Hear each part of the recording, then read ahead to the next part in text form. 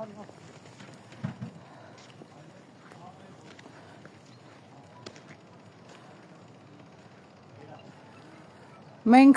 բարի լույս այսօր առավոտից ահազանգ ստացանք, որ հերթական եկեղեցու օկուպացիոն ծրագիրն են կարծես թե հակված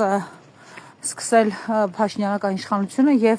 ահա քանակյարի Սուրբ Աստվածածին եկեղեցում ռազմական ոստիկանության մեքենան տագնապ է մտել մարդկանց մեջ ու հիմա փորձենք հասկանալ ինչու են այստեղ Գառնիկ Դանիելյանն է նաեւ այստեղ։ Գառնիկ Դանիելյան ազգային ժողովի պատգամավոր։ Մենք հասկացած։ Հələ չգիտեմ։ Պարոն ապրես։ Հեսա պարոն Դանիելյանն այստեղ փորձել Ծառայություն եք իրական։ Ներողություն եմ հայտնում, բայց ոչ մի հարցի չէ պատասխան։ Հա, բայց եւ հոգեոր հայրերը եւ մենք եւ լրագրողները ուզում են հասկանալ ինչու նախ։ Մենք չենք խոչընդոտում ոչ մի բանի, դա այն է։ Բայց մեզ խոչընդոտում եք, որտեղ ավելորդ լարվածություն է մարդկանց մեջ մտել։ Ես ձեզնից պարզաբանումներ եմ խնդրում, ինչ է պատասխանելու ոչ մի հարցի, պարոն պատգամավոր։ Հա, ինչի։ Բայց դուք պարզաբանումներ չտաք, թե ինչի համար եք հիմա այստեղ գտնվում եւ ինչ նպատակով մամոնի։ Բայց կներեք, ձեզ այդ պատգամավոր է առնչվում, մամուլը ո՞րն է։ Ես հասկանում եմ ով այմ հետ։ Նա օրենսդիր իշխանության ներկայացուցիչ է, դուք ընդհանրապես գիտեք իր մանդատը իրա։ Հիմա դուք որ այստեղ եք,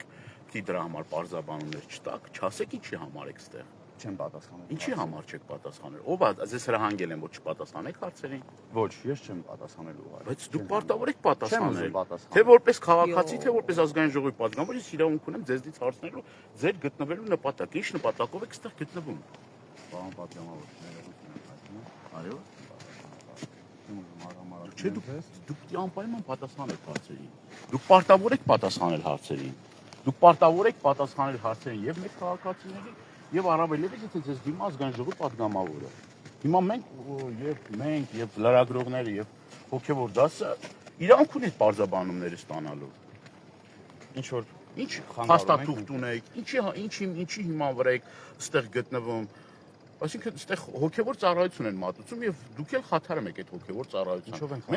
Մենք որպես հավատացյալներ չգիտենք ինչ է կատարվում այստեղ։ Նախադեպերը հաշվի առնելով հարգելի ինչ է կատարվում այստեղ որ մենք էլ իմանանք։ Եկեղեցի ենք մտնում, դուրս են գալիս այստեղ նաեւ հավատավոր ժողովուրդ անհանգիստ է։ Դուք դրա համար պիտի պարտավոր եք բարձաբանումներ տաք։ Դուք պարտավոր եք բարձաբանումներ տաք, թե ինչի համար եք գտնվում այստեղ։ Եվ խաթարում եք մեր հոգեվոր հայրերի հետ եւ շփումը եւ մնացած բոլոր գործողությունները։ Հիմա մենք իրանք չունենք այդ բարձաբանումները ձեզնից պահպանել։ Իդեպ դուք քահանային բացատրություն տվել եք, ինչու եք եկեղեցու տարածքում հարգելի ռազմական ոստիկանության ծառայող։ Ներողություն եմ հայտնում, ելի եմ կրկնում, չեմ պատասխանելու ոչ մի հարց։ Կներեք, դուք տենց մենք ձեր տանը չենք եւ դուք քաղաքացի Սարգիսը չեք օրինակի համար, դուք իրավունք չունեք այդպես մեզ վերաբերվել եւ ասել չենք պատասխանում։ Հարգելիս դուք պետական ծառայող եք, եթե հիշում եք։ Դուք ոչ թե Պապիկյան Սուրենի աշխատողն եք, դուք պետական ծառայող եք։ Պետական ծառայող եմ, դա չի նշանակում դուք ձեր տան եք կամ ես ձեր տան եմ, դա կապ չունի։ Դուք բոլորիս տանն եք եւ դուք հակուս դուք կներեք համապատասխան համազգեստով եք եւ համապատասխան մեքենայով։ Չել ասում էի հրահանգված, անես բանա, չորով ասում չեմ համարձակում։ Այդ չեմ համաձայնում։ Ես բաց կոպիտ վերաբերմունք ցույց չեմ տալիս։ Բարեկետ վերաբերմունք եմ ցույց տալիս, ուղղակի դա ես իրավունք ունեմ չպատասխանել։ Սա օրենքի կոպիտ ոտնահարում։ Սա օրենքի կոպիտ ոտնահարում է, սա անհարգալից վերաբերմունք է, թե հոգեվոր դասի նկատմամբ, թե մեր նկատմամբ, թե հավատավոր ժողովրդի նկատմամբ, ինչ անշանակում։ Գալիս եք, որևէ պարզաբանումներ չեն տրվում։ Ոստիկանության, ռազմական ոստիկանության մեքենան հայտնվում է եկեղեցու մոտ եւ մենք իրանք ունենք պարզաբանումներ պահանջելու։ Ինչ անշանակում է։ Ձեր վերադասով ում զանգենք որ պարզաբանումներ։ Դուք պատգամավոր եք, գիտեք, պարոն պատգամավոր։ Ձեր վերադասով կոնկրետ ձեր վերադասով։ Պարոն պատգամավոր, ես կրկին եմ, ես իմ իրավունքներն չպատասխանեմ հարցերի, դա իմ իրավունքների մեջ մտնում է։ Ու ոչ մեկ չի կարա սիխի, չեք պատասխանում։ Չեմ պատասխանում։ Դուք միշտ այստեղ չեք եղել, հարգելի ծառայող։ Թույլ տվեք ձեզ ոչ, դուք ստում եք կներեք, որտեղ եւ բնակիչները եւ քահանաները մեզ ասացին, թույլ տվեք ավարտել։ Թույլ տվեք ավարտել խոսքը։ Թույլ տվեք ավարտել։ Մի բարձրացրեք ձեր ձայնը։ Դե ուրեմն թույլ տվեք ավարտել, ես եմ խոսելու իրավունք ունեմ, հարգելիս։ Ես չեմ պատասխանում։ Նես չի մեծ բան է կարել, որի չէ՞, որտեղ ոչ մի հարցի չպատասխանեցի։ Չեմ պատասխանելու։ Պարոն ընթացքում ես մի հարց էլի։ Երբևէ ես ի սկզբանե եկեղեցու օծման, վերաօծման օրվանից այստեղ ծառայել եմ որպես հոգևոր հովիվ։ երբևէ չեմ տեսել, որ ռազմական ոստիկանությունը ծառայություն իրականացնի բացառությամբ այն օրերի, երբ որ, ասենք, մեծ միջոցառումներ են եղել, հրավիրված են եղել հյուրեր, նաև բարձրաստիճան հոգևորականներ։ Հիմա իմ համար եւ ենթադրվում եմ, որ բոլորիս համար տարօրինակ է ձեր այստեղ գտնվելը։ Մանավանդ երեկվա հրամանից հետո, երբ որ գնդերեցները դուրս բերվեցին բանակից։ Չեն խանգարում։ Տեր հայր, այդպես է։ Ոչ չեն խոչընդոտում, կարող եք ամբողջ գունդ բերել։ Ինչի՞ չէ որ։ Մենք չենք խանգարում, չենք խոչընդոտում։ Չեմ ասում դուք խանգարում եք կամ Չէ, այդպես էին ասում, մոտիկացել էին մեր լրագրողները, խանգարում եք, լարվում եք եւ այլն։ Որպես եւ Հայաստանի Հանրապետության քաղաքացի եւ ես որպես հոգեվորական քահանա, որ պատասխանատու է այս եկեղեցու ծառայության համար։ Ինձ հետաքրքիր է ուղղակի դուք ինչ ծառայություն եք այստեղ իրականացնում։ Ձեր պսակ, բոլորին ասեցի, ձեզ էլ կասեմ։ Այսինքն չեք պատասխանել։ Հա, չեմ պատասխանել։ Շատ լավ, դա արդեն ուրիշ բաներ է ենթադրել տալիս։ Դե դա ձեր որոշումն է։ Շատ լավ։ Չեմ փորձենք վերադասել կապնվել։ Հարգելի ծառայող, դուք տեղյակ եք, չէ՞, որ գնդերեսների ստորաբաժանումը բանակում այլևս լուծարված է եւ մեր քահանաները հարգարժան չեն կարող լինել բանակում եւ նրանք չեն կարող այդ հոգեվոր մթնոլորտը եւ ընդհանրապես խաղաղությունը մտցնել, ինչի համար կոչված են եղել։ Եվ ձեր ներկայությունը ոչ թե անձնապես մեզ անհանգստացնում, առաջին հերթին այս իրադարձությունները կապվում են իրար հետ եւ մենք ոչ մի խնդիր չի։ Դե մենք նախադեպեր ունենք եկեղեցիների գրավման եւ դուք եթե հիշում եք ու եթե հետևում եք բացի ձեր հրամաններից մնացած գրավոր տեքստերին, կարդացեք, որ եկեղեցիները գրավում է իշխանությունը եւ թույլ չի տալիս օծյալ քահանաներին բարձրանալ խորան։ Խնդրեմ, քաղաքացիները գալիս են եւ դուք ըստ էության այդ տագնապն եք տարածում։ Ներողություն էլի, եթե հարցեր ունեք, դիմեք բնել լրատվական։ Եթե դուք նկատել եք, ձեզ այդ քահանաներն են շփում, ովքեր այս տարածքի իրավատերերն են եւ Պատգամավորը չպիտի լրատվական զանգի, ավտոմատ ռեժիմ է։ Ինչ պատասխանում են միայն նույն նախադասությունը։ Կար Անջան, արի ծախում ես։ Դու մոքրու բանրետինես կանի։ Մի քիչ առաջ կանք, գուցե կարելի է, որ եկեղեցու մուտքը երևա։ Հա, չէ, նորոյից։ Աղջիկը իջավ մեքենայից, ասաց հարգելի ծառայող, արի ասենք, որ լրատվականը կպատասխանի, այսինքն նրանք չգիտեն նաև, որ լրատվականը ոչ թե պիտի պատգամավորին պատասխանի, պետը պիտի պատասխանի եւ առնվազն նախարարը, որտեղ օրենսդիր իշխանության ներկայացուցիչ է այստեղ։ Ցուցում տրվել է, վստահաբար իրենք էլ կատարում են։ Ես չեմ էլ ավտոմատ ռեժիմ կրկնում է նախադասությունը, ինչ հարց տալիս ես, ինքը նույն բանն է ասում։ Հələ հանգավորված եք։ Առաջին անգամն է, որ ռազմական ոստիկանության մեքենան վերահսկում է Սուրբ Աստվածածնի տարածքը եւ այն էլ այսպես նման բան չեմ հիշում, արդեն 2019 թվականից այստեղ ծառայում եմ, նման բան չեմ հիշում, ելի եմ կրկնում, բացառությամբ հնարավոր է այն դեպքերին, երբ որ մեծ միջոցառումներ են եղել այստեղ, հրավիրված են եղել, ասենք, բարձրաստիճան պաշտոնատար անձինք, հնարավոր է այդ դեպքում իրենք տարածքում չեմ տեսել, հնարավոր է ներքևում ծառայություն իրականացրել են, բայց այսպիսի բան աննախադեպ էր։ Ես չեմ հիշում։ Իսկ ինչ եք բանակում եմ, այսպիսի բան չեմ Տեր պսակ, ինչ եք մտածում, ինչի համար էր այս մեքենան այստեղ կայանվել, լույսը չբացված։ Ենթադրում եմ, որ վաղվանից չարագուշակ հրամանը մտնում է ուժի մեջ, իրենք պիտի Խլվի այս եկեղեցին։ Այդքան հեշտ չի խլելով բան չի, դա մայրաթորի սեփականությունն է եկեղեցին։ Դա գրավում են ժամանակավոր, այսպես օկուպացնում են։ Հնարավոր է նաև այդ ծրագրով, այդ սցենարը։ Այսինքն իրենք համարում են, որ եթե զորքն է այստեղ մկրտությունների արարողություն, պատարակներ անում, ուրեմն Պապիկյան Սուրենի սեփականությունն է։ Դուրս է գալիս այդպես։ Դե պսակ, ինչա չարագուշակ հրամանը։ Կայացվեց։ Չէ, դուք չարագուշակ բնութագրեցիք։ Որովհետև դա վնասեց ոչ միայն եկեղեցուն, եթե իրենք պատկերացնում են, որ դրանով եկեղեցուն դրեցին այսպես անհարմար իրավիճակի մեջ, մենք մեր ծառայությունը ամեն դեպքում իրականացնելու ենք։ Եթե ոչ բանակում ուրիշ տեղ հաստատ իրականացնելու ենք, այստեղ դժում է ոչ թե բանակի վերնախավը, այլ դժում է մեր հասարակ զինվորն ու սպան։ Ինձ համար ամենամեծ ցավը դա է, որ մեր զինվորը այլևս հոգևորականի հետ սերտ շփում չի ունենալու։ Մեր զինվորը այլևս բարի խորհուրդ չի լսելու հոգևորականից, չի լինելու մեկը, որի հետ ինքը կարողանա կիսվել, վստահել այդ մարդուն, չեն լինելու հոգևորականներ, ովքեր մեծ ու մեծ իրենց ծառայության ընթացքին շատ ու շատ արատավոր երևույթները կանխելու պատճառ են դարձել։ ինձ համար ցավը դա է, թե չէ մենք կանք չկանք բանակը իր առաքելությունը հուսամ պիտի իրականացնի, չնայած մի քիչ արդեն այսպես բան է դարձել, բայց ամեն դեպքում անձնավորված չի այս վերաբերմունքը, այսինքն ինչ-որ կոնկրետ անձերի ինստիտուտի դեմ է կռվում, հա, այո, այլ թիրախավորված ենթադրելի է նաև հակաեկեղեցական այս արշավի ծիրի մեջ այս որոշումը կայացվել։ Դրա համար ես համարում եմ չարագուշակ։ Տեսեք, հակաեկեղեցական արշավի առաջին օրերից ահազանգեր հնչում էին, որ գնդերեցներին, զինված ուժերում ծառայող հոգևոր սպասավորներին հորդորներ են փոխանցվել միանալու այդ արշավին եւ մերժումներ են ստացվել։ Դրանք հերկվում էին կամ փորձ էր արվում հերկվել։ Այս պահին դուք ինչ կարող եք ասել, այդպիսի խոսակցություններ, զրույցներ եւ շատերը համարում են, որ այս հրամանը պատճառն է նրա, որ մերժումներ են ստացել հոգևորականներից այդ արշավին միանալու, այս պահին, երբ արդեն կա հրամանը, ինչ կարող եք ասել, ինչ նախադեպեր եղել են զրույցների, ինչ բովանդակության։ Վստահաբար ես հստակ եմ ասում, համարյա թե բոլոր գնդերեսների հետ աշխատանք է տարվել։ Ով է կոորդինացրել այդ աշխատանքը եւ ինչ է պահանջել։ Եվ ում դեմքով է տարվել այդ աշխատանքը, եթե պաշտոնատար անձանց, բարձրաստիճան զինվորականների, ընդհանուր գեներալներ են հանդիպել մեր սարկավակների հետ, որոնց գործառույթի մեջ չի եղել բնականաբար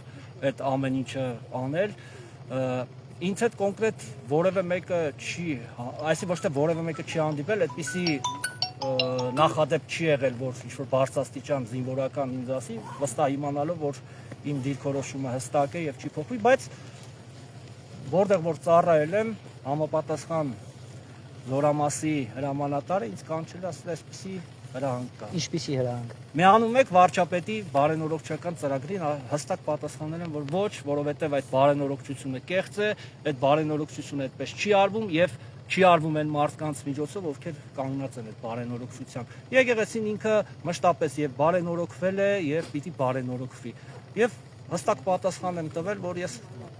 հավատարիմ եմ այն ուխտին, այն երթմանը, որ տվել եմ սուրբ սեղանի առաջ, որպես հոգևորական եւ հավատարիմ եմ այն նվիրապետությանը, վեհապար հայրապետի գլխավորությամբ, ում տնօրինությամբ եւ օրհնությամբ ես որպես հոգևորական կայացել եմ, սովորել եմ, սնվել եմ Մայրաթոռում, հա, որպես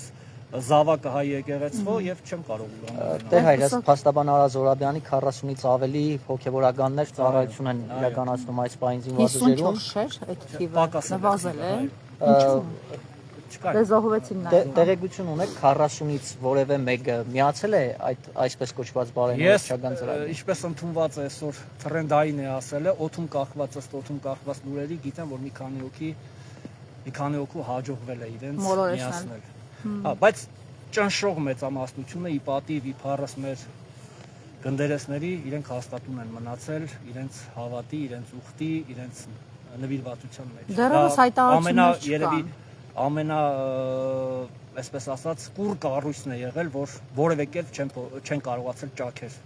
մտցնել։ Տեր դուք որ թվականից եք ծառայում եկեղեցին։ Ես ամենահնաբնակներից եմ։ Ես վեհապար հայրապետի տնօրինությամբ 2006 թվականից առ այսօր ծառայել եմ զինված ուժ, արդեն 20 զինված ուժերում չէ, եկեղեցում առհասարակ որ թվականից եք։ Հա, եկեղեցում դե սովորել ենք 2002 թվականից ես բան եմ արել, հետո Այսինքն երբ ներդրվում էր, հա, հոգևոր առաջնորդությունը զինված այդ ուժերում ժամանակ ադանատեսն եք։ կար, այո, կար։ Ուզում եմ հարցնել կհիշեք այդ ընթացքում կային շրջանակներ, անհատներ, մարդիկ, ովքեր դեմ էին արտահայտվում բանակում, բացարձակ։ Մինչև այս իշխանության հայտնվելը ես չեմ հիշում որևէ դեպք, որ գնդերեցի ծառայությունը խոչընդոտվի։ Հակառակը մշտապես խրախուսվել է եւ ամեն կարևոր վայրում, ամեն կարևոր միջոցառման, ամեն կարևոր հարցի շուրջ գնդերեցի կարծիքը եւ հաշվի են առել եւ իրենց ուրեմն այսպես ընդգրկել են։ Որևէ բան չի եղել։ Հակառակը ես ավելին ուզեմ հիշել այդ լավ օրերը, ամեն տարի հունվար 28-ին մեծ միջոցառում էր կազմակերպվում Մայրաթոռում։ Հրավիրվում էին բոլոր զինվորականները, մեծ ճաշկերույթ էր կազմակերպվում, շնորհավորանքներ էին հնչում, հանրապետական մաղթանք։ այո, հանրապետական մաղթանք, սուրբ պատարագ էր մատուցվում, բացի այդ շքանշաններ էին հանձնվում, մեզ էլ որպես ծառայողներ բազմաթիվ քանշաններ ենք ստացել։ Գնդերեցները մեծարվում են, նաև հիշում ենք, որ ռազմական շքերթի ժամանակ տան դուրս բերվեցին հրապարակ իրենց գնդով։ 2011 թվականին 2011 թվականին մեծ ոգևորությամբ դա առաջի աննախադեպ բանն է, որ գնդերեսների խումբը, այսպես ասած, մասնակցեց եւ լուրջ ու որպես ռազմական ռեսուրս նաև։ Այո։ Լավ, մի այսպիսի հարց, նախ մենք հիշեցնենք մեր համակարգացիներին ինչու ստեղծվեց գնդերեցների խումբը բանակում։ 2008, 9, 10, 11 թվերին մի շրջան, ծանր շրջան բանակը սկսեց խոր ճգնաժամ ապրել եւ սպանություններ, ինքնասպանությունները ահռելի թիվ էին կազմում։ Իհարկե այսօր այդ թվերը շատ ավելի բարձր են, բայց աղմուկն է ավելի թույլ, որովհետեւ քաղաքական աղմուկն է շատ ավելի բարձր։ Այդ ծանր վիճակագրության ժամանակ որոշում կայացվեց, որ պիտի գնդերեցները լինեն բանակում, որպեսզի նրանք կարողանան կանխել ինքնասպանության, սպանության փորձերը, որտեղ այդ լարումը, ներքին լարումը պիտի իրենք նաև թույլատնեն։ Հիմա այս ամբողջ տարիների աշխատանքը փաստացի արդյունք տվեց, բայց հիմա այդ սպանությունները շատ են եւ կարծես թե չի վախենում բանակի իշխանությունը կամ քաղաքական իշխանությունը, որ ավելի կխորանա ճգնաժամը մանավանդ պարտված բանակում։ Ինչու դուք խանգարեցիք միայն հակաեկեղեցական այսպես շարժման պատճառով դուք դուրս բերվեցիք, ռիսկեր չկա, որ կսկսեն նաև քաղաքական կեղտոտ լոզունգներ ձեզ կապել, օրինակ ձեզ ասել, որ դուք ագենտներ եք, տեսել եք, մենք վեհապար հայրապետի մասին իսկ այդպիսի լկտի ձևակերպումներ ենք լսում, օդում կրակած, եւ հետո դուք ասում եք, որ չի բացառվում մի քանիսը արդեն միացել են, այս մի քանիսի ձայնը դեռ չի լսվում, ինչու չեք կարողացել դիմադրել դուք ներսում, որպես այդ մոլորությանը չմատնվեն։ Հայտարարություն դրա հոգեվորականներից մեկի հայտարարությունը ես համացանցում հանդիպեցի, մեկինը տեսել եմ, ինքը պաշտոնապես հայտարարեց, որ միանում է բարենորոգչական այս չակերտավոր բարենորոգչական ծրագրին։ Անշուշտ, բայց ես ավելի առաջ կգնամ, ավելի հետ կգնամ, ներողություն։ 97 թվից է հոգևոր առաջնորդությունը ձևավորվել, դեռևս երջանկայի շատակ Գարեգին առաջին եւ այն ժամանակվա պաշտպանության նախարար լուսահոգի Վազգեն Սարգսյանի ուշագրով, որով պետությունը հասկացավ, որ ինչպես մյուս զարգացած երկրների բանակներում է, այնպես էլ հայոց բանակում կարևոր է հոգևորականի մշտական ներկայությունը։ Եվ ձևավորվեց առաջնորդությունը, իհարկե սկզբնական շրջանում բնականաբար ինքը նոր քայլեր անում, բայց այսօր առաջնորդությունը արդեն կայացած կառույց էր, ցավոք ես անցյալով եմ խոսում, բայց հույս ունենամ, որ դեռևս ամեն ինչ կորած չէ։ Եվ ճիշտ եք նշում, այո, մեր գնդերեսները շատ ու շատ արատավոր երևույթներ կանխեցին, իմ փորձառության մեջ ես կարող եմ ասել, ինքնասպանության դեպքեր են կանխվել, ինքնախեղման դեպքեր են կանխվել, ել չեմ ասում այնպիսի արատավոր երևույթներ են եղել, որոնք գնդերեցի ներկայությամբ եւ իր ջանքերով կանխվել են եւ դադարեցվել են։ Մի փոքր էլ նաեւ ուրիշ բան ասեմ, մեր ջանքերով նաեւ ընտանիքներ չեն քանդվել։ Հիմա այս արժեքների պահելը պաստորեն խանգարեց։ Սպաներ են եղել, որոնց ընտանիքները փլուզման, քայքայման եզնին են, ոգևորականի ներկայությունը, նրանց այդ աշխատանքը այդ ամեն ինչը կանխել է։ Լավ, գործարքեր առաջարկում ձեզ, թե ընդամենը առաջարկում էին միանալ, որտեղ կա կասկած, որ մինչև 5 միլիոն դրամ են առաջարկել, նույնիսկ մենք ունենք կարգալույցերից մեկին, որպես օրինակ, որտեղ գեղեցիկ տուն է կառուցում, եւ մի քիչ կասկածելի է թվում 4 տարվա ես թվերի մասին չգիտեմ, ինչ որ թվեր են առաջարկել թե չէ, բայց դրամական բավարարումներ բավականին մեծ, այդպես որ լավ կլինի, ինձ չեն ասել, բայց մեր տղաներից, այդպես տղաներին այդպեսի առաջարկ եղել է, որ հեսա որ դուք միանաք մեզ, բան ձեզ բարձր աշխատավարձ կլինի, կօգտվեք այն բոլոր արտոնություններից, որ զինվորականներ ունեն, հիպոթեկով տուն, չգիտեմ, էս, իհարկե տղաները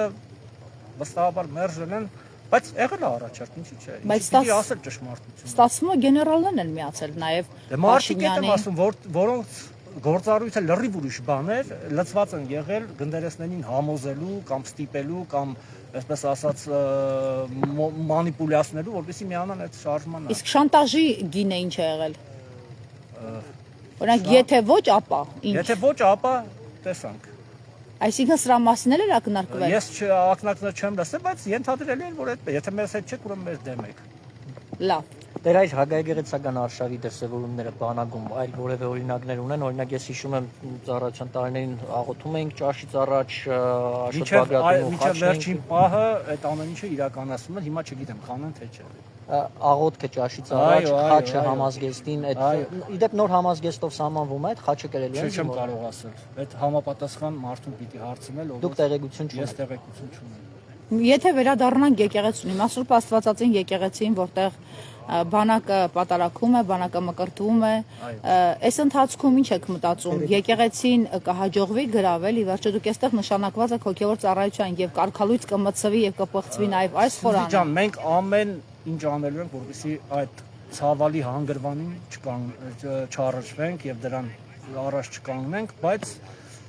չեմ կարող ասել ինչ զարգացում։ Կոչ ունեք քանակերցիներին, Զեյթունի բնակիչներին, Երևանցիներին, եկեղեցին իրենցն է նաեւ սա միայն զինվորականների համար չէ, մենք համայնք ունենք,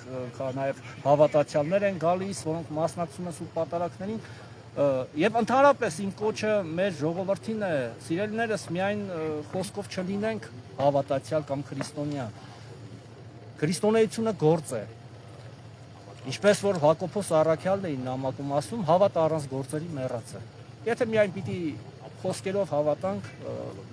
դառնում է որ կեղծավորություն ենք անում ու փարիսեցիներից չենք տարբեր։ Քանի քահանա է մեր Սուրբ Աստվածածնում ծառայում։ Աստվածածնում մոտ մի 5 քահանա մշտական գալիս են պատարակների մասնակցում։ Ես տեղեկությունն եմ Պապիկյան Սուրանը երբեք այստեղ չի եղել։ Այո։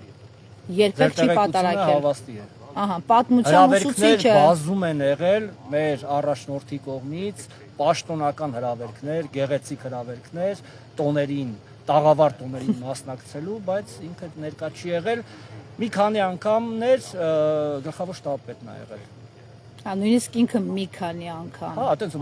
մշտական մասնակցություն որևէ մեկը։ Այսինքն զորքը միայն հրամանատարի հետ է գալիս։ Հա, բանը զորամասից գալիս էին, մասնակցում էին պատարակին, սուրբ հաղորդություն էին ստանում, մենք այդտեղ մկրտություններ ենք արել, իհարկե ուզեմ որ նույն մարդիկ, ովքեր այսօր լծված են հոգևոր առաջնորդությունը քանդելու գործին, ներողություն բառիս համար, հիշեմ որ իրենց երեխաների մկրտությունները, իրենց պսակադրությունները արել են այդ նույն մարդիկ ու հիմա բանակից դուրս են։ Կարծում եք բանակի զինվորները ցույց կտան վերաբերում, այդ համարձակությունը կունենան։ Չեմ կարող։ Կամ սպայական կազմը չեք նկատել երբևէ, որ դիմադրություն ցույց տա։ Ես չեմ էլ ուզի որ մեր բանակը խառնվի այս ամեն ինչին, որովհետև բանակի գործառույթը լրիվ ուրիշ բան է, բանակը իր առաքելություն ունի եւ աղոթում եմ առ Աստված, որ իր առաքելության մեջ մեր բանակը, մեր զինվորը, մեր սպան հաստատում ունի։ Իսկ ինչ արձագանք ունի լուրը երեկվա հրամանի հետ կապված, ողջավորված են բանակում, դուք դե շփվում եք, ծառայող ծանոթներ ունեք, ողջավորված են այդ լուրից, տարակուսած են, ում հետ որ ես առիթ եմ ունեցել զրուցելու, նախկին զինվորականներ, եւ հիմա էլ ծառայողներ ափսոսանք են հայտնում, ասելով որ ափսոսում ենք որ այդպես եղավ, բայց նաեւ վստահաբար ասում են մեր ձեռքը որևէ բան չկա, օրենքը հրամանի տեսքով իջել է եւ այդ հրամանը ես ինքս եմ տեսել։ Մայրաթորը զրույցներ եղել են ձեր հոգևոր հայրերի հետ, ինչ դիրքորոշում ունի, ինչպես են։ Վստահաբար Մայրաթորը հանդես կգա հայտարարությամբ, ես հավատում եմ որ եւ վստահ եմ որ վեհապար հայրապետը տնօրինություն կանի եւ հայտարարությամբ հանդես կգա տեղեկատվական համակարգը, բայց չեմ կարծում որ սառույցը տեղից շարժվի, որտեղ մարդիկ հստակ որոշումը արդեն պետությունը ամբողջ ռեսուրսներով լծվել է եկեղեցու դեմ։ Սա էլ մի միջոց է ըստիս հակաեկեղեցական այդ արշավի եւ վեհապար հայրապետի վրա ճնշում գործադրելու, որովհետեւ նորից եմ կրկնում Ժողովուրդ ջան, զինված ուժերի հոգևոր առաջնորդությունը որպես կառույց եկեղեցվո մեջ նաեւ ամենակայացած կառույցներ եւ ամենակուռ կառույցներ, ամենակուռ ինքը այնպիսի գործառույթներ էր իրականացնում, այդ նույնը կարող եք հարցնել այնպիսի կոմպետենտ մարդկանց, ովքեր առնչվել են գնդերեցի։ Խնդրեմ պետության միջոցներն են փոշիացում, այսպես ձեզ վերահսկելով։ Ամբողջովին միացած փաստորեն մեքենան այստեղ կայանի։ Մենք Սուրբ Աստվածածնի բակում ենք, որտեղ զինվորներն են աղոթում եւ պատարակում եւ այստեղ իրենց մկրտության արարողություններն են տեղի ունենում։ Եվ ահա ռազմական ոստիկանության մեքենան է հայտնվել առավոտ կանուխ այստեղ, քահանաները անհանգստությունն են եւ վստահաբար կապում են նրանց ներկայությունը օկուպացիոն հնարավոր պլանի հետ, իսկ հիմքերը, ինչպես հիշում եք, հենց 3 դրվեցին, պաշտպանության նախարարը հրաման է ստորագրել եւ դուրս բերվեց 20 եւ ավել տարիներ այնտեղ հիմնադրված, բանակում հիմնադրված եւ գործող քահանաների ստորաբաժանումը բանակից եւ ահա մեր քահանաները ոչ միայն բանակում այլևս անելիք չունեն, նրանք հարկադրում են, որ այս գեղեցիկ եկեղեցում չլինեն։ Ենթադրվում է, որ վաղը մի գրող կպլանավորվի այս եկեղեցու վրա, իսկ Պապիկյան Սուրենը, որը պատմության մասնագետ է, ուսուցիչ էր եւ այսպես քայլ ձիով հասավ պաշտպանության նախարարի պաշտոնին հեղափոխության ուժով, նա փաստորեն այս եկեղեցում մեկ անգամ ոտք չի դրել, նա միայն մասնակցում է ֆեյք ծեսերին, որտեղ կարգալույց քահանաներն են Փաշինյանի համար քաղաքական ծեսեր անում եւ քարոզարշավ նախընտրական շրջանում։ Ռազմական ոստիկանության ծառայող անգիր արած տեքստով ոչինչ չեմ ասի, չեմ ուզում ասել, այսպիսի մոտեցումով մեզ արձագանքում էր, թույլ չտալով, որ ավել հարցեր տանք, անգամ օրենսդիր իշխանության ներկայացուցչին Գառնիկ Դանելյանին եւ Տեր Պսակին նա որևէ հարցի չպատասխանեց։ Քահանաներն այստեղ են։ Իսկ ռազմական ոստիկանության մեքենան բենզինը այսպես օգտագործելով տիառաուտից գիշեր հսկի եկեղեցին ումից, ինչից, ինչի համար հայտնի չէ։ Եկեղեցին այսօրվանից իրանք երևի թե իրենց են համարում։ Տեղի բնակիչները մեծ զրույցում ասացին, որ իրենք այսպիսի բան չեն տեսել, ծառայողը փորձում էր մեզ խաբել, թե իբր նախկինում էլ այսպես եղել, բայց նաև վկայեցին այ հոգևոր հայրերը, որ երբեք ռազմական ոստիկանության, այսինքն պաշտպանության նախարար Սուրեն Պապիկյանի ենթակա ծառայության մեքենան այստեղ չի գտնվել։ Եվ ստում են ասելով, որ իրենք այստեղ եղել են։ Իհարկե, այդ սուտը չպնդեց ամեն դեպս ծառայողը։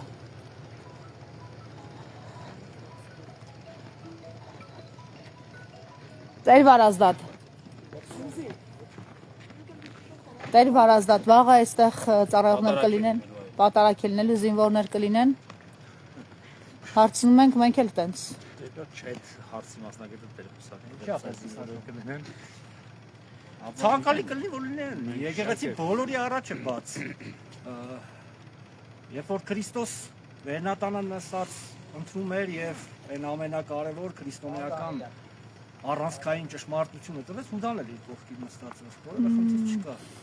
Այնպես որ բոլորն էլ կարող են ներկա լինել պատարագի։ Մեր բանակի հրամանատարները եւ թե զինվորները ցանկալի է, որ մենք միշտ ամեն Կիրակի եւ ոչ միայն այս եկեղեցում, այլ բոլոր եկեղեցիներում տեսնենք իրենց պատարագները։ Այո, իհարկե։ Որտեղ թե Մայրաթոր Սուրբ Էջմիածնում եւ թե առհասարակ բոլոր եկեղեցիներում ամեն պատարագի վերջում եւ պատարագի ընթացքում բանակի համար մենք միշտ տաղոթում ենք։ Թե պատարագի հոգեվորականը հիշում է բանակը, հատկապես բանակի հոգեվորականները, գնդերեց քահանահայրերը, ովքեր որ պատարագ են մատուցում, մշտապես հիշում են բանակին, մեր զինվորներին, իրենց անվտանգ ծառայության համար եւ իհարկե մեզ համար շատ ուրախալի է իրենց տեսնել միշտ Կիրակի օրերը պատարագի։ Իսկ կլինեն կամ ոչ, դա հարցի երկրորդ կողմն է։ Ամենալավ ու ամենավատ սցենարով երեկվա որոշման շարունակությունը ո՞նց եք տեսնում Տեր Վարազատ։ Իհարկե լավագույն սցենար չեմ կարծում լինի։ Մեզ համար շատ անակնկալ էր, անշուշտ այս որոշումը։ Այնուամենայնիվ մենք մտածում ենք, որ նեղ անձնական շահերը եւ վրեժխնդրությունը տեղի չեն տա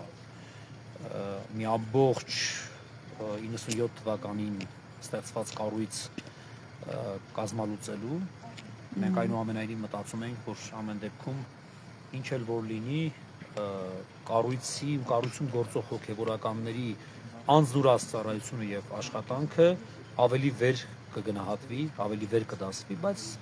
ցավալիորեն տեսանք այն ինչ որ տեսանք եւ ունենք այն ինչ որ ունենք Իհարկե մենք ոչ մեկս չենք ուզի այդ սցենարով լիներ այս ամենը մեզ համար իհարկե մեծ ողբերգություն է։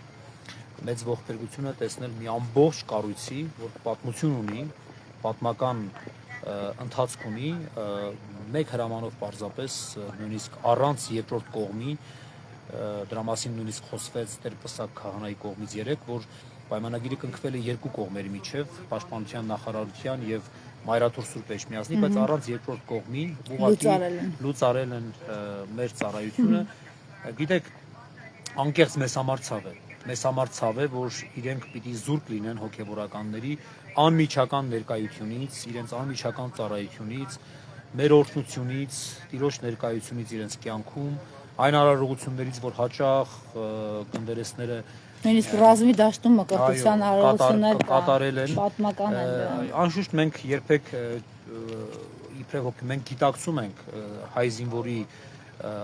կարևորությունը եւ մենք նույնիսկ այնտեղ որտեղ որ կոչվենք սպասավորության հետայսու այդտեղից եւս դարձյալ Այդ զինվորը կվերադառնա եւ շարունակի քաղաքային կյանքով մեր աղոթքները շարունակելու ենք իրենց համար, բանակի սպայական կազմի համար, բոլորի համար էլ աղոթելու ենք։ Իհարկե ոչ ոք այստեղ կանգնած հոգեվորականներ եւ բանակում սպասավորող եւ ոչ մի հոգեվորական չէր ուզի տեսնել այսպիսի իրավիճակ։ Տեր Վարազդատ, ամեն դեպքում դուք պաշտպանության նախարարին չեք տեսել Սուրբ Աստվածածին եկեղեցում, նա նույնիսկ ձեր հրավերներն է արհամարել, թույլտվեք այդպես կոշտ ասել, որովհետեւ ես լրագրողը իրավունք ունեմ այդպես ասել, իսկ ըստ էության հենց այդպես է։ Նրանք այսինքն այս մոտեցումը ի սկզբանե են ունեցել եւ կարծես թե Գեորգ Սրբազանի նախկին Հիմա Ավազանի անունով կոչենք։ Արմանի հարցազրույցները շատ բաներ են վկայում այս պլանի երկարաժամկետ եւ ավելի հին լինելու մասին։ Հիմա հարց Պապիկյան Սուրենը չի եկել եկեղեցի, բայց նրան երբևէ հանդիպել են գնդերեսները։ Մի անգամ հարկ համարել է, օրինակ, մեր հոգեոր հայրերի հետ աշխատասենյակում գուցե պոլիգոններում գուցե ինչ որտեղ հանդիպել եւ քննարկել ինչ է կատարվում։ Ես անկեղծ նման դեպք չեմ հիշում։ Հանդիպում վերջին անգամ բարիս ամենալայն իմաստով եղել է մի քանի օրեր առաջ նախքան հրամանը դուրս գալը հոգևոր առաջնորդության լուծարման սարգսակ մեր հայրերի հետ միջոցառման կամ հանդիպման թեման այլ է եղել վերնագիրը բայց բնույթը եւ բովանդակությունը լրիվ ուրիշ բան է եղել։ Այսինքն եղել է միացեք մեզ եւ վերջ։ Այսինքն հանդիպել է Պապիկյան Սուրենը այդպես իր այդպես է միայն հանդիպել, ես ուրիշ ձևով չեմ։ Անձամբ է փաստորեն նաեւ այդ արշավը շարունակում։ Ցավոք սրտի, բայց իրականությունը ճշմարտությունը պիտի բարձրաձայնել։ Ձեզ հետ այսինքն ունեցել այդ կոնտակտը։ Կոնկրետ ինձ հետ չէ, սարգսակների հետ։ Սարգսակներ։ Կներեք դուք կխոսեք, ձեզ հետ էջեփումը եղել է պաշտպանության նախարարի։ Եղել է, այո, մենք ենք մասնակից եղել։ Ահա։ Դրա արդեն ասած բովանդակության մասին մենք դեպքերի ու պատահարների թեմայով ենք մասնակցում։ Մոտավոր երբ էր դա։ Երբ եղել։ 10 օր առաջ։ Ահա, եւ մի շաբաթ 10 օր առաջ։ Բովանդակությունը դա եղել։ Այնտեղ ուրիշ զինվորականներ եղել են, բովանդակությունը դա է եղել։ Ինչ ասես Պապիկյան Սուրենը ձեզ։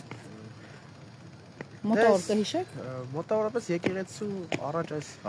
ծառայած խնդիրների մասին էի բարձրաձայնվում, որ այսպես է դուք ինչ եք մտածում ես հարցով, օրինակ եկեղեցին պիտի զբաղվի քաղաքականությամբ, թե չէ։ Ու sense հարցեր։ Այսինքն իրանք են օգնում որ քաղաքականությամբ զբաղվի։ Օրինակ հիմա եպիսկոպոսները ովքեր միացել են, փաստացի ԿՊ-ի քարոզարշավ են անում եւ ավելի ծանր գործ են անում։ Մենք մեզ հետ այդ թեմաներով են խոսել, որ այսինքն այն ազգային հարցերով զբաղվող եկեղեցուն ասում են եկեք մեզ հետ զբաղվեք քաղաքական հարցերով։ Մի քիչ այդպես կոնկրետ չէ, բայց տանում էր դեպի դրան մեծ։ Այո։ Մեզ հարցնում էին ինչ դիրքորոշումն եք այս հարցում, այն հարցում, ոնց եք մտածում, ձեր կարծիքն ենք ուզում ուղղակի իմանալ, կարող եք ազատ խոսել, այսպես մենք բնականաբար բոլոր հարցերին պատասխանում էինք եկեղեցականին վայել, հավատարմության ուխտին վայել, եւ ճիշտ ասած դուր չէր գալիս այս ամեն ինչը իրենց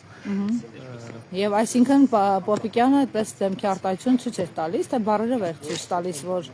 իրեն դուր չի գալիս։ Չենք ասում էր ինձ ձեր դիրքորոշումն է կարևոր, ձեր միտքն է կարևոր, որ հասկանաք, հետո մեզ ավելի այսպես մանիպուլացնող հարցերի միջոցով էին փորձում, որ մենք եկեղեցուն հայրապետին կողմ գնալուց, այսինքն մեզ ուզում էին ազատ կյանքով մեզ բերել այս կողմ, այսպես ասած շակերտավոր, բայց երբ որ մենք պատասխանում ենք, որ մենք եկեղեցու խոնարհ դասնենք, սարկավակներն ենք խոնարհ դասնենք, մենք չենք կարող օրինակ եպիսկոպոսի հարց քննել կամ ինչ-որ մի բան, մենք մեր հավատարմությանը, մեր սարկավակական հավատարմությանը, եկեղեցականի հավատարմությանը կողմ ենք, պահում ենք, մեզ ասում էին կոպիտ ասած, ասում էին դուք գնդապետների հետ եք նստում, դուրս գալիս, ձեր հրամանատարների հետ եք շփվում, դուք կարող եք ձեր հարցը բարձրացնել, դուք էլ կարող եք ազատ խոսել, այսպես չի եկեղեցում, տեսեք, օրինակ ձեր դուք սարկավակ եք խոսելու իրավունք չունեք, այսպեսի մանիպուլացնող հարցեր, որ ավելի մեզ Իբր ճշտված եք այնտեղ, եկեք գեներալների հետ նստեք կանգնել։ Այն գեներալները, ովքեր թշնամուն ասում են, որ կսողացանա հետ կգնա։ Գայթակղության մեջ են ավելի գծում, էլի ուզում ավելի սոցիալական հարցերով վերցնել։ Իսկ պրո-ադրբեջանական զրույցներ օրինակ տարվում էր խաղաղություն, համակեցություն։ Չէ, այդպիսի հարցեր չի եղել, օրինակ բանակի բարենորոգության հարցով էին խոսում, որ բանակում օրինակ ինչ փոփոխություններ եք նկատել, լավ փոփոխությունների մասին, այդպիսի հարցեր էին տալիս։ Այսինքն սկզբից սկսում էին Որոնց գով է։ Ուզել են շոշափեն ձեր տրամադրվածությունը, հակված եք Պապիկյան, Սուրեն Գովել եւ Փաշինյան, խորովածի համար թե ոչ։ Ավելի մեծ սկսեցին խոսել, որ բարենորոգում բառը անդադ շեշտեցին, օրինակ բանակում բարենորոգություններ է կատարվել, փոփոխությունները, այսինքն մեզ ուզում էին ցույց տալ, որ այդ բառից մի վախեցեք,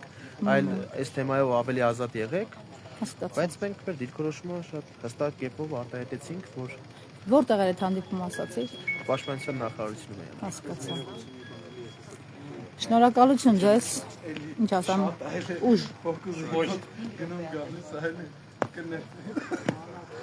Հարգելիներս մենք քանակյարը Սուրբ Աստվածածին եկեղեցում ենք, այսպես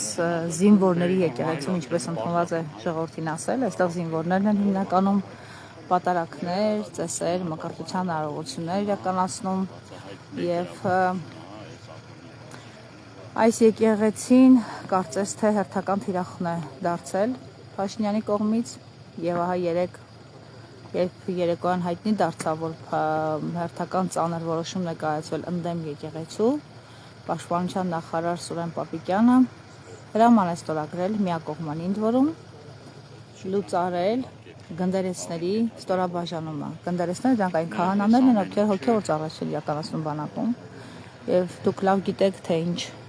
պատմական դրվագներ կան կապված նրանց հետ, մենք նրանց նաեւ տեսել ենք ռազմի դաշտում, ոչ միայն հոգևոր ծառայություն իրականացնելիս, այլ նաեւ տղաների հետ հավասարի ծառայելիս։ Եվ մենք ունենք նույնիսկ երկու զոհ, մեկ անհետ կորած հոգևորական, եւ ահա մեր հոգևորականները երեք Սուրեն Պապիկյանի որոշմամբ դուրս բերվել չասեմ, դուրս արվեցին բանակից այդ հրամանով ու ահա առավոտ կանուխ Պապիկյան Սուրենը իր ռազմական ոստիկանության ծառայողներին այստեղ է ուղարկել, որպեսզի նրանք գան ու վերահսկեն եկեղեցին։ Ինչու, ումից, ինչի համար, ինչն են վերահսկում, ինչու են այսպես մեր պետության միջոցները փոշիացնում, մեքենան առավոտից իրիկուն աշխատեցնելով, ինչ է լինելու հետո։ Ռազմական ոստիկանության ծառայողը իջավ եւ Գառնիկներ Դանելյան իրեն հարցեր տալիս, բայց նա հակված չէր պատասխանելու, միայն ավտոմատ ռեժիմով մի քանի բառեր ասում։ Զանգեք մեր լրատվական ծառայությանը։ Խնդրեմ, նրանք տաքանում են, քահանաները սառում անորոշության մեջ։ Քիչ առաջ ուխտավորների խումբ մտավ, այսպես տարակուսած նայելով շուրջը մտավ եկեղեցի եւ մարդիկ կաշկանդվում են, չգիտեն ինչու են այստեղ եւ ինչ արար է սպասվում վաղը։ Քահանաները անձամբ շատ ուշագրավ բաներ պատմեցին, օրինակ Պապիկյան Սուրենի անձնական նախաձեռնությամբ քահանաների կամ սարկավակների հետ զրույցներից, որտեղ նա համոզել է միանալ։ Ավելի վատ բան պատմեցին, որ օրինակ գեներալներն են համոզել միանալ Փաշինյանին, այս ողբերգությունն է իմ կարծիքով, որ գեներալներն են արդեն միացել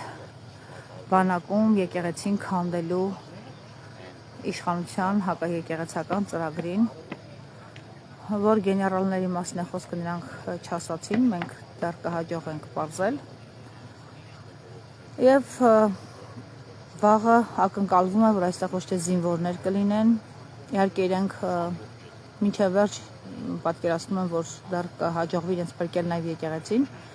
բայց չի բացառում, որ վաղը գրոհ լինի այս եկեղեցու վրա եւ փորձեն սայլ օկուպացնել, ինչպես որ Արագածոտնի երկու եկեղեցիները, Հովանավանքի եւ Հալինի եկեղեցին են օկուպացրել իշխանականները եւ այնտեղ բացառապես կարգալույց քահանաներն են ծեսեր մատուցում, ընդ որում միայն իշխանության ներկայացուցիչների համար։ Պապիկյան Սուրենն այս եկեղեցի ոտք չի դրել, դրա մասին վկայեցին մեր հարգարժան քահանաները եւ ասացին, որ նույնիսկ հրավերներն է արհամարել արարողությունների ժամանակ։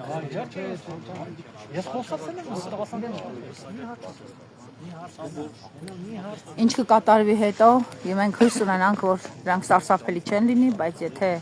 անգամ լինեն, պիտի որ այստեղ ապրող բնակիչները իրենց մեջ կամք գտնեն, ուժ գտնեն եւ դիմադրեն եկեղեցու գրավման հերթական արարին։ Համենայն դեպս քահանաները հույս ունեն, որ հոտը կմիանա իրենց եւ կդիմադրի ու թույլ չի տա, որ այս եկեղեցում, բազմադարյան եկեղեցում ոտք դնի կարգալույց քահանան եւ նորից քաղաքական ծեսեր իրականացվեն։ Ֆեյք ծեսեր Փաշինյանի ու նրա կողմնակիցների համար ու ծափեր հնչեն, ինչպես ավանդաբար արվում է իր կեղծ ծեսերի ժամանակ։ Ռազմական ոստիկանության ծառայողն այստեղ է, Գառնիկ Դանիելյանն այստեղ է։ Ձեզ հաջողվեց կապ հաստատել Պաշտպանության նախարարի հետ։ Իսկ ռազմական ոստիկանության պետի հնարավոր այն թուրքական ծրագրից ունեն հեռախոսների մեջ տեսնում են ով ազանգում եւ դիմադրում են։ Ոչ մեկ չվերցին, այլ անդադար։ Իգուցե Պաշտպանության փոխնախարարին զանգենք, պարոն Դանիելյան։ Քիչ հետո փորձենք էլի կապ հաստատել։ Հա։ Իհարկե այս մարդիկ էլ ոնց որ թե լարվում են, անհանգստությունն է, բայց դե հասկանալ չի, 24 ժամ չեն վերահսկելու կամ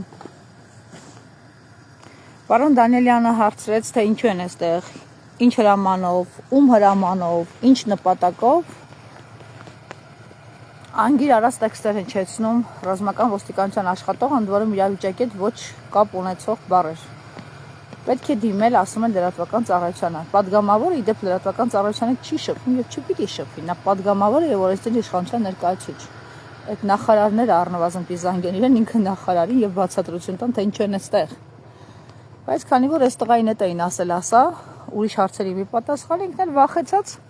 ինչ հարց տալիս էինք այդ պատասխաններ հնչեցնում։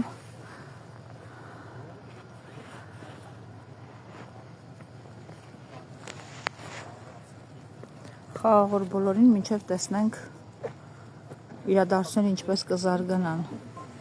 Առավոտյանով է այստեղ պատարագիչ լինելու։ Տեր Սամուելը։ Ես հիմա կանջատեմ մեր ուղիղ եթերը հարգելներ, բայց դուք անպայման հետևեք ու լսեք, թե ինչ ուշագրավ բաներ են պատմում քահանաները Պապիկյան Սուրենի հետ իրենց շփումներից, թե ինչեր են պատմել, ինչեր են ասել, ինչպես են մոլորեցրել, ինչպես են առաջարկել կամ քողարկված սպառնալիքներով փորձել միացնել իրենց հակաեկեղեցական շարժմանը, այդ թվում գեներալներ, որոնք իրենց իրավունքներից եւ ծառայության լիազորություններից դուրս քաղաքական հարցերով են զբաղված ուղիղ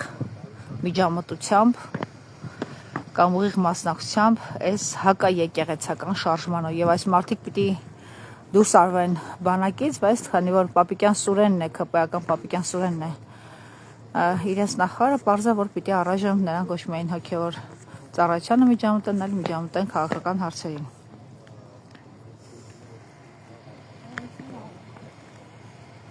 Մենք հեռանում։ Ահա։ Ահա։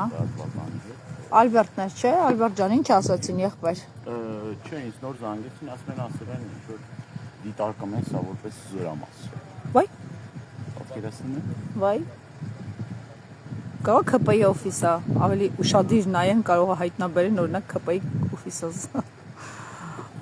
Ասենք զորամաս։ Խելագարություն են։ Ինչ ծառայություն են ասում, բանա։ դիտարկում են համենգրպից տենց ասած լրագրողներից մեկը։ Դիտարկում են որպես զորամաս, որը պիտի հսկվի ռազմական ոստիկանության մեքենայով։ Ասա տանկեր բերեք, որ զորամասա, բունկեր սարքեք։ Չնայած տանկ ու բունկեր տանում են դիրքեր, որ ստեղ բերեն։ Ահա, խնդրեմ հարգելիներս։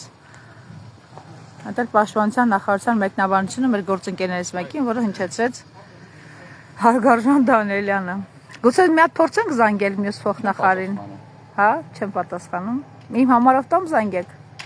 Եկեք փորձենք։ Դավայցի։ Հա, իմ մյուս համարը մոտս չի, որ եթերում եմ։